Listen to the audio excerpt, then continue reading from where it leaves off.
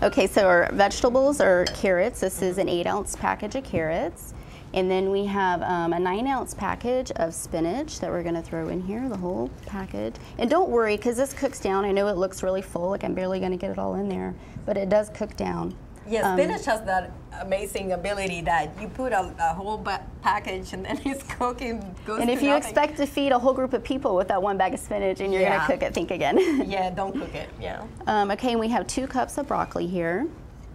And then I have 1 green bell pepper that I have cut and dice that up, but you can buy this at Publix. Yes, I've seen them.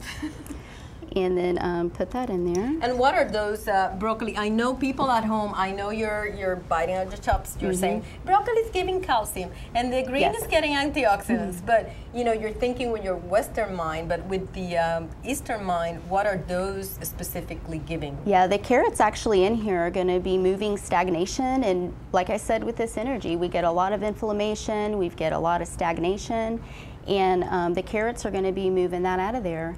And as well with the spinach and the broccoli and the green bell pepper, it's going to be tonifying the urine, just like the meat. And when you say some words and people are like scratching their heads, they're saying tonifying, you're saying stagnation, moving it. So food, the energetics of foods are basically you're going to move the food either inward or outward. Right. You're going to cool it down. Warm it up. Yes. And a prime example of that you might not think of it, but if you go to the spa or you see the posters at the spa and they have the cucumbers on the eyes, that actually, cucumber is a cooling food. It reduces inflammation and puffiness, and it's the same concept, just we're using it in a broader theme. Yeah, so that's what I wanted to tell them. Also, that there's some foods are seasonal.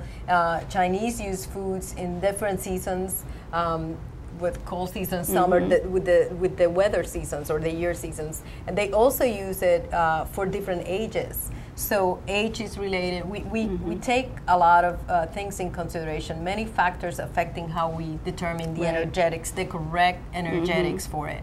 While we're talking about that, we should mention older dogs. I know raw diets are really popular, but older dogs really shouldn't have raw diets because they're already cooling down. They already have some stagnation in there, and that raw diet is just going to further exacerbate that. And we actually recommend raw diets for healthy young animals because they are young, they're very, the energy is so much that it would be good to temper it down a little bit. They can deal with everything. A puppy, you can deal with anything you give them. So, so we are not opposed to raw diets. I just don't want the hate mail. So yeah, we're not opposed, but everything this is holistic. This is specific to an individual, specific to your pet. So. Well, we have all our ingredients in here. So basically what you do is you just put the lid on it, turn it on low. You go to work. Go to work. Go to work. Whatever you got to do. And then when you come back, ta-da! Voila. I think I'm going to have to move this a little bit, right? For somebody was asking, Richard was asking, show the food. So we are showing you the food. Okay, I agree. It has some color in it, but it doesn't really look that bad, people. And it doesn't smell bad at all. And so the last thing that you want to do, once you've got the food prepared, and you can put this food, this is a week of food for Sadie, but you can put these in individual little containers or little baggies, pop half in the fridge, half in the freezer, and you're good to go for a whole week. So we have her little serving dish here, as you can see, and the last thing that we want to do to this is add her spices. And the reason why we're adding spices isn't just for flavor. We're adding garlic because it's going to reduce the inflammation. That's going to get the chi moving and move that stagnation out of there. Mustard is going to do exactly the same thing, so we'll put her mustard in there. We have garlic, and the last thing that we're going to put in there is the bone meal. The reason why we're doing that is because dogs do have a special requirement of calcium and phosphorus, and we need to meet that need.